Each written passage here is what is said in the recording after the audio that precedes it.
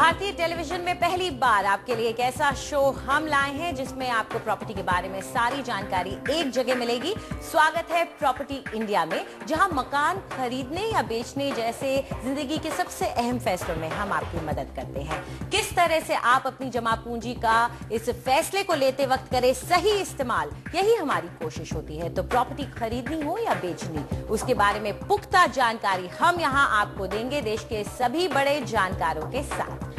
यही नहीं, वो सारे फैसले जिससे प्रॉपर्टी बाजार में उतार चढ़ाव आते हैं, वो सारी बातें जिनसे इलाकों के दाम घटते बढ़ते हैं, पानी, बिजली और सड़कों का हाल, यानी हर वो चीज जिससे आपकी प्रॉपर्टी पर असर पड़ता है, वो हम आपको बताएंगे। नमस्कार, मैं हूं आशुतोष शर्मा। नमस्कार, मैं हूं अंजलि इस्टवाल। सबसे पहले एक नजर डाल लेते हैं कि आज क्या है खास। बेहतरीन प्रॉपर्टीज को चुनने वाली क्रिसिल रेटिंग्स आपको बताएंगी हर शहर में कौन सी है शानदार प्रॉपर्टीज, बेंगलुरु में कौन कौन से प्रोजेक्ट हैं खरीदने बेचने लायक, और आईटी नगरी में कैसी हैं सुविधाएं। बेंगलुरु, एनसीआर, मुंबई और पुणे में क्या खुशखबरी जो दिल्ली में संपत्ति लेना चाहते हैं। तो जैसा बताया, देंगे आपको खुशखबरी और बताएंगे कहां पर दिल्ली में खरीद सकते हैं अब आप संपत्ति और जमीन।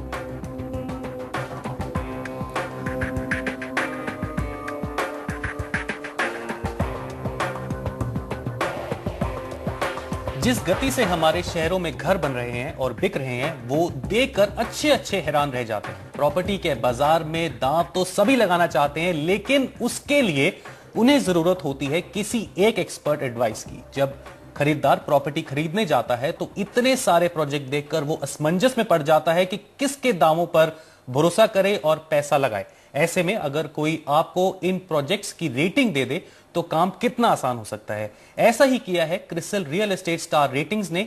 चलिए बेंगलुरु की प्रॉपर्टी बाजार का जायजा लेते हैं। Sachin Nigam, senior director CRISIL real estate star ratings के साथ हमारे साथ है, और श्री सुमित जैन, सीईओ और को फाउंडर commonfloor.com। आप दोनों का बहुत बहुत धन्यवाद। तो सबसे पहले सचिन जी, आपसे शुरू करते हैं। किस प्रकार का जो मापदंड है वो आपने सेट किया है, किस प्रकार के पैरामीटर्स आप यूज करते हैं एक प्रोजेक्ट की रेटिंग के लिए, जरा विस्तार से बताइए।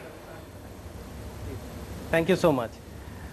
देखिए, रियल एस्टेट का थोड़ा सा पर्सपेक्टिव अगर हम लें तो ये रियल एस्टेट और हाउसिंग इंफ्रास्ट्रक्चर जो सेक्टर है, ये इंडियन इकोनॉमी के साथ बहुत ही क्लोजली लिंक्ड सेक्टर है, क्योंकि इसका इकोनॉमिक एक्टिविटी के साथ एकदम डायरेक्ट कोरिलेशन है।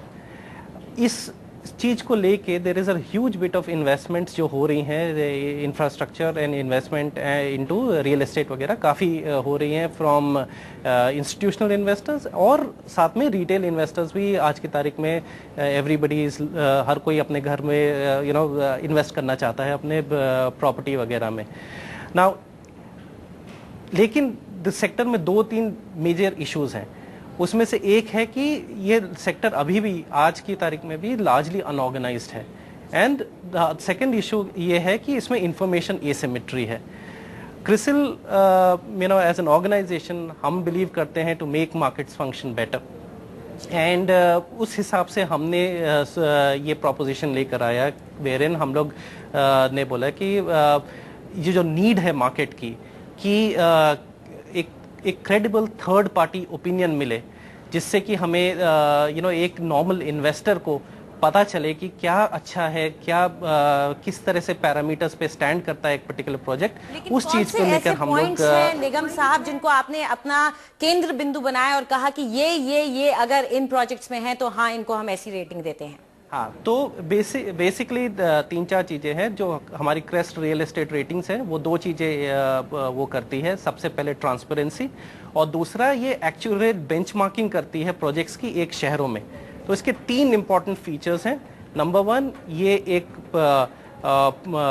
सिटी स्पेसिफिक है, दूसरा ये प्रोजेक्ट स्पेसिफिक है, एंड तीसरा ये सारे स्टेजेस ऑफ प्रोजेक्ट्स के लिए अवेलेबल है, right from the time that it is launched to the time it is completed. Now to answer your questions, what are the parameters जो कि हम लोग देखते हैं? There are 5 broad parameters जिसको कि हम लोग evaluate करते हैं एक particular project को। सबसे पहला स्पॉन्सर क्वालिटी। स्पॉन्सर क्वालिटी में बेसिकली हम लोग देखे जाते हैं कि जिस भी डेवलपर ने ये प्रोजेक्ट लॉन्च किया है उसका क्या ट्रैक रिकॉर्ड है, किस तरह से वो पुराने प्रोजेक्ट्स को उन्होंने कंप्लीट किया है, उनके ऑर्गेनाइजेशन की स्ट्रेंथ्स क्या है, प्रोसेसेस क्या है, उनके फाइनेंशियल स्ट्रेंथ्स क्या है, क्या उनके cash basis and stuff like that. दूसरा चीज़ जो हम लोग देखते हैं वो है कंस्ट्रक्शन क्वालिटी। कंस्ट्रक्शन क्वालिटी में किस तरह की स्ट्रक्चरल क्वालिटी है प्रोजेक्ट की, कंसल्टेंट्स जो प्रोजेक्ट्स में एसोसिएटेड है उनका क्या ट्रैक रिकॉर्ड है, उनके क्या क्या क्वालिटी है, इंफ्रास्ट्रक्चर और इंटीग्रेटेड फैसिलिटीज़ वगैरह क्या दी जा रही है प्रोजेक्ट में, एग्जीक्यूशन कैपेबिलिटी टीम की है कि क्या उनका पास ट्रैक रिकॉर्ड रहा है, और दूसरा after sale service in the sense of कि आफ्टर प्रोजेक्ट बन जाता है तो भी उसके बाद भी क्या क्या वो है। तीसरी चीज़ जो हम लोग देखते हैं legal documentation, which means that project का, लैंड का, इन लोग सब का clarity in terms of approvals वगैरह है कि नहीं है, क्या सेल एग्रीमेंट वगैरह कैसा है, बायर के साथ सेल वगैरह जो होते एग्रीमेंट्स करते हैं उसमें क्या क्या कॉवेनेंट्स हैं, डेवलपर एग्रीमेंट्स जो होते हैं बिल्कुल। उसके क्या covenants हैं। मैं यहाँ पर एक सवाल सुमित जी से पूछना चाहूंगा। सुमित जी, आप बताइए कि यदि हम बेंगलुरु की तरफ रुख करें तो किस प्रकार का रुख है बेंगलुरु की मार्केट का, क्योंकि काफी एंड यूजर ड्रिवन है, और किस प्रकार के प्रोजेक्ट्स हैं। हम सचिन जी से बाद में पूछेंगे कि बेंगलुरु में कौन कौन से टॉप रेटेड प्रोजेक्ट्स हैं, लेकिन सबसे पहले आप बताइए बेंगलुरु मार्केट का रुख किस प्रकार का है। अगर हम देखिए बेंगलुरु मार्केट की बात करें तो काफ़ी इंटरेस्टिंग चीज़ ये हुई है कि पिछले 10 साल के अंदर हमने देखा है कि पॉपुलेशन अराउंड 49% बढ़ी है बेंगलुरु की, तो उसका डायरेक्ट इम्पैक्ट जो है वो डिमांड पर आया है। और इनफैक्ट अगर हम सप्लाई की बात करते हैं तो पिछले साल जैसे बड़े जो ट्रेडिशनल परफॉर्मिंग मार्केट होते हैं मुंबई और दिल्ली, उन्होंने इतना अच्छा परफॉर्म नहीं किया है, बट बेंगलुरु के अंदर हमें सप्लाई बढ़ी है और एब्जॉर्प्शन भी बढ़ा है। उसका कारण यही है कि डिमांड बढ़ रही है, लोग आ रहे हैं ज़्यादा बेंगलुरु के अंदर और इनकम लेवल बढ़ रहे हैं। अगर हम देखें सुपर रिच पॉपुलेशन की हम बात करते हैं तो बेंगलुरु के अंदर अराउंड 46% इंक्रीज आया है लास्ट 4 ईयर्स के अंदर। और काफ़ी मार्केट्स हैं जैसे वाइटफील्ड एरिया हो गया, मार्सेली आउटरिंग रोड एरिया है, हबल है, वहाँ पर सोशल इंफ्रास्ट्रक्चर और ये जो कनेक्टिविटी है काफ़ी अच्छी है। वहाँ पर हम प्राइसेस देख रहे हैं काफ़ी अच्छे अप्रिशिएट कर रहे हैं। सबसे बड़ी जो चेंज आ रही है वो है कि जो बेंगलुरु एक अफोर्डेबल हम सिटी बोलते हैं उसमें थोड़ा चेंजेस आ रहा है कि प्राइसेस बढ़ रहे हैं। तो धीरे धीरे बेंगलोर उस लाइन को क्रॉस कर रहा है जहाँ पर हम बात करते हैं 30 लाख रुपए घर खरीदने की बेंगलोर में, तो वो पॉसिबल नहीं हो पा रहा है एक सिटी लिमिट के अंदर, और अराउंड 50-60 लाख का घर मिल पा रहा है। तो लोग क्या कर रहे हैं, लोग रेंट पे ले रहे हैं घर वर्क प्लेस के अराउंड, और फिर वो घर थोड़ा दूर ले रहे हैं और वहाँ पर रेंट आउट कर रहे हैं उस घर को, या फिर वेट कर रहे हैं कंस्ट्रक्शन कंप्लीट होने का। जी चलिए, लेकिन खरीद तो सभी रहे हैं ऐसा लग रहा है। सचिन, आपसे जानना चाहेंगे कि आपने हमें बताया कि मापदंड क्या है, लेकिन अगर आपका वो जो रेटिंग स्केल है, आपने वो स्केल बनाया है, वो कितने तक का है और किस तरह का रेटिंग स्केल है ये?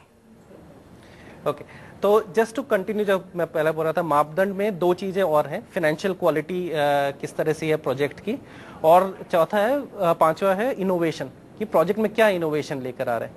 अब उस बेसिस पे इन सारे के सब पैरामीटर्स हैं, तो टोटल हमारे काफी सारे पैरामीटर्स को करके जो रेटिंग स्केल है वो है 8 पॉइंट रेटिंग स्केल, जिसमें कि एक है non deliverable project and then it becomes first 1 star से लेके 7 स्टार प्रोजेक्ट्स। सचिन जी, मेरे हिसाब से जितने भी दर्शक ये शो देख रहे हैं वो यही जानना चाहते हैं कि क्रिस्टल स्टार रेटिंग के हिसाब से जो सबसे बड़े शहर हैं दिल्ली, बेंगलुरु, चेन्नई, मुंबई में जो सबसे 3 टॉप क्वालिटी प्रोजेक्ट्स हैं वो कौन कौन से, जल्दी से बता दीजिए। देखिए, सबसे पहले तो ये है कि जो भी डेवलपर हैं जो कि रेटिंग लेने के लिए आ रहे हैं वो इटसेल्फ बहुत बड़ा स्टेप है। तो हमारे हिसाब से तो सारे प्रोजेक्ट्स वगैरह जो भी हैं जो रेटेड हैं, सारे projects should be commended for the fact that they have, उन लोग आए हैं रेटिंग के लिए। नाउ बेंगलोर वगैरह में भी जैसे हमने बोला ये सिटी स्पेसिफिक हमारी ग्रेडिंग है, और बेंगलोर में भी अगर हम कंपेयर करें तो हमारे बहुत सारे रेटिंग्स है प्रोजेक्ट्स के अलग अलग एरियाज में। उस हिसाब से अगर आप देखें तो अगर मैं एक एरिया चुनूं, तो एक माइक्रो मार्केट अगर मैं चुनूं तो जैसे वाइट फील्ड है, वाइट फील्ड में भी काफ़ी सारे प्रोजेक्ट्स हैं, काफ़ी सारे वो है, कुछ हमने भी कुछ एक प्रोजेक्ट्स की वहाँ पे रेटिंग की है, और उनमें से 3 प्रोजेक्ट्स के मैं आपको नाम बता सकता हूँ, और ये तीनों अलग अलग सेगमेंट्स के हैं। तो there is a project of Ark Serene County which is basically for affordable segment. Then there is a project of सोलारपुर या मैग्निफिशिया जो कि प्रीमियम सेगमेंट के लिए है, प्लस ये साथ में रेजिडेंशियल और कमर्शियल मिक्स्ड यूज भी है, और तीसरा है एनसीसी आइवरी हाइट्स, जो कि प्रोजेक्ट है again upper middle class segment के लिए। तो ये 3 जो प्रोजेक्ट्स हैं इनके बारे में जैसे आर्क सीरीन काउंटी है, ये बेसिकली हम लोग ने 5 स्टार रेटेड प्रोजेक्ट है। इसमें बेसिक जो डेवलपर हैं उनका राउंड अबाउट 20 साल का एक्सपीरियंस है। अगर इन तीनों प्रोजेक्ट्स को जल्दी से अपनी रेटिंग्स हमें बता दें तो काफी इंटरेस्टिंग हो जाएगा, क्योंकि हमारे दर्शक जरूर जानना चाहेंगे आपकी रेटिंग्स क्या है इनके लिए। तो ये तीनों projects are 5 star rated projects for Bangalore city. तो चलिए एक बार हम जैन साहब से भी जानना चाहेंगे कि आपका क्या ओपिनियन है, 5 स्टार रेटेड आपके हिसाब से ये जो प्रोजेक्ट्स हैं आपको बिल्कुल लगते हैं? हाँ जी, सबसे इम्पोर्टेंट तो जो बात कही निगम जी ने व्हाइटफील्ड लोकेशन के बारे में, बहुत ही इम्पोर्टेंट बात है कि व्हाइटफील्ड काफ़ी अपकमिंग लोकेलिटी है बेंगलोर के अंदर। अगर मैं बात करता हूँ अगले मेट्रो के हिसाब से 6 मेट्रो स्टेशन व्हाइटफील्ड में आने वाले हैं, और व्हाइटफील्ड के अंदर काफ़ी अच्छा सोशल इंफ्रास्ट्रक्चर है। हमारे पास हॉस्पिटल्स हैं, आईटी पार्क हैं, ITPL, EPIP। तो व्हाइटफील्ड जो है काफ़ी वेल कनेक्टेड है through outer ring road and through peripheral ring road which is going to come through the different part of the cities. तो व्हाइटफील्ड एक लोकेलिटी काफ़ी अच्छी है। उसके बाद जो हम प्रोजेक्ट्स की बात कर रहे हैं अफोर्डेबल में आर्क सीरीन काउंटी और बाकी जो प्रीमियम की बात कर रहे हैं, काफ़ी अच्छी डिमांड है। व्हाइटफील्ड एक ऐसी लोकेलिटी है जहाँ पर हमने अफोर्डेबल के साथ साथ प्रीमियम के लिए भी काफ़ी डिमांड देखी है। तो जो हम देखा है कि जैसे, हाँ बताइए जी, मैं यही पूछना चाहता हूं कि यदि एक प्रोजेक्ट 5 स्टार रेटेड हो जाता है, यदि क्रिस्टल स्टार उसको 5 स्टार रेटिंग दे देता है, तो क्या वही प्रोजेक्ट अपने साथ वाले प्रोजेक्ट जो रेटेड नहीं है उसकी तुलना में ज्यादा महंगा हो जाएगा? सुमित जी जी, महंगा ऑफ कोर्स, ये अगर आप देखें मार्केटिंग के पॉइंट ऑफ व्यू से तो हो सकता है, बट अगर हम देखें तो रेटिंग का जो है उसमें प्राइसिंग भी एक मैटर होना चाहिए, राइट? तो अगर हो सकता है कि अगर अफोर्डेबल नहीं रहे तो भले कितना भी स्टार रेटिंग दीजिए आप उसको, अगर लोग अफोर्ड नहीं कर पाएंगे तो कुछ फायदा नहीं है। तो मेरा मानना ये है कि डेफिनेटली उससे ट्रस्ट बढ़ेगा, और जैसे ही हमने देखा है कि बायर्स थोड़े स्लो हो गए हैं, सेल्स वेलोसिटी पे काफी इंपैक्ट आया है लास्ट 1 ईयर के अंदर, जहां पर बायर्स बहुत टाइम लगा रहे हैं प्रोजेक्ट खरीदने के लिए। तो मेरा मानना है कि रेटिंग के साथ शायद वो मूवमेंट फास्ट हो जाए, क्योंकि एक प्रोजेक्ट 5 रेटेड है या कम रेटिंग है तो उसके चलते बायर थोड़ा कॉल जल्दी ले पाएंगे।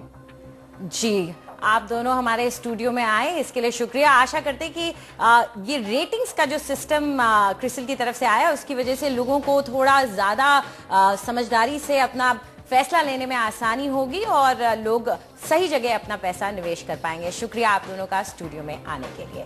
तो आगे बढ़ते हैं, वक्त है एक छोटे से ब्रेक का, लेकिन उसके बाद प्रॉपर्टी खरीदने और बेचने की आपकी सारी उलझनें हम सुलझाएंगे, आपके सवालों के जवाब देंगे, बताएंगे कि कौन सी प्रॉपर्टी है हॉट, कहीं जाइएगा मत।